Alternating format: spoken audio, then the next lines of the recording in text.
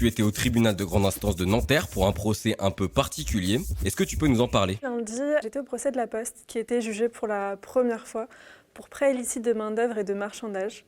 Donc en clair, pour sous-traitance abusive. Tout a commencé il y a 6 ans, le 15 décembre 2012, avec le décès d'un jeune homme d'origine malienne du nom de Seydou Bagaga. Seydou Bagaga était employé, si on peut utiliser ce terme-là parce qu'il n'était pas déclaré, au sein d'une entreprise sous-traitée par la Poste pour la livraison des colis. On était vraiment en plein mois de décembre, en pleine période de fête. Seydou Bagaga et son collègue avaient un nombre de colis assez important à livrer. Au moment de livrer des colis sur des péniches amarrées en bord de Seine, un colis est tombé à l'eau et Seydou Bagaga, qui n'était pas formé aux procédures de sécurité, a plongé pour récupérer le colis. Et il faut savoir que la température de l'eau à ce moment-là était de 5 degrés, donc il en est mort, noyé après un profond coma. Sa mort, elle a permis de mettre à jour les terribles conditions de travail des sous-traitants et l'abus de sous-traitance au sein de la Poste. Pendant le procès, le procureur il disait que c'était le procès du dévoiement de la sous-traitance. C'est pour ça qu'il requiert 150 000 € d'amende contre la Poste. De son côté, l'avocat de la Poste, il avait une plaidoirie assez surprenante. Il remettait tout le temps en question le travail de l'inspectrice du travail.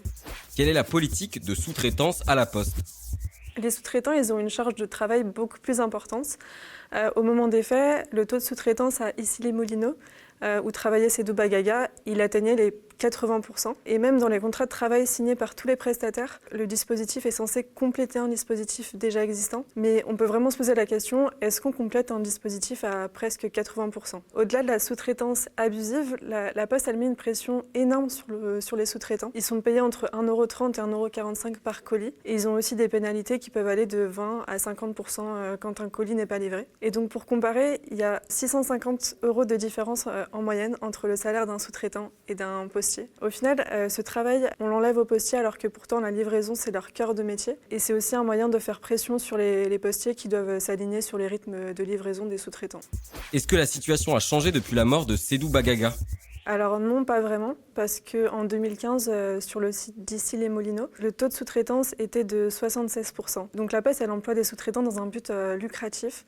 Et tout ce système, en fait, il met une pression énorme sur les salariés de la Poste et il remet aussi en question leurs droits et leurs acquis. Parce que du coup, la Poste, elle fait de plus en plus appel à des sous-traitants qui sont précaires. De leur côté, les syndicats, ils demandent la réinternalisation de la sous-traitance. Lundi, un syndicaliste me disait même que oui, ils ont besoin de sous-traitance, mais de manière équilibrée, surtout pendant les périodes de fête.